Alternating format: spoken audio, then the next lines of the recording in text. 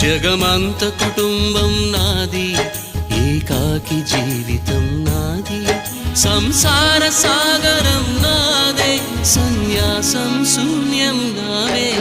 జగమంత కుటుంబం నాది, ఏకాకి జీవితం నాది.